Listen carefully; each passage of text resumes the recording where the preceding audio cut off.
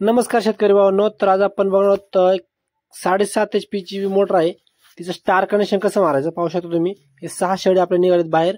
त्या 6 शेड्यामध्ये आपल्याला 3 एकाड एक शेड घ्यायचा आहे.